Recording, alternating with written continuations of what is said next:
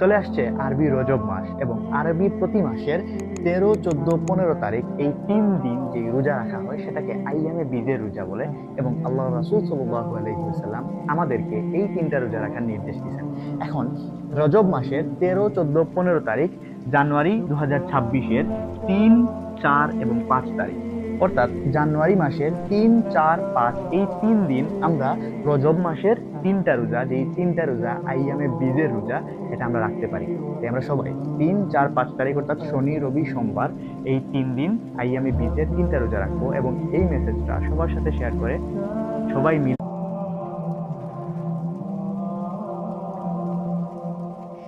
চলে আসছে আরবি রজব মাস এবং আরবি প্রতি মাসের 13, 14, 15 তারিখ এই 3 দিন যে রোজা রাখা হয় সেটাকে আইয়ামে বীজের রোজা বলে। এবং আল্লাহ রাসূল সাল্লাল্লাহু আলাইহি ওয়াসাল্লাম আমাদেরকে এই 3টা রোজা রাখার নির্দেশ দিয়েছেন। এখন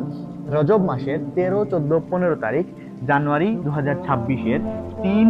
4 এবং 5 তারিখ, অর্থাৎ জানুয়ারি মাসের 3, 4, 5 এই 3 দিন আমরা রজব মাসের 3টা রোজা, যে 3টা রোজা আইয়ামে বীজের রোজা, এটা আমরা রাখতে পারি। তাই আমরা সবাই 3, 4, 5 তারিখ অর্থাৎ শনি, রবি, সোমবার এই 3 দিন আইয়ামে বীজের 3টা রোজা রাখবো এবং এই মেসেজটা সবার সাথে শেয়ার করে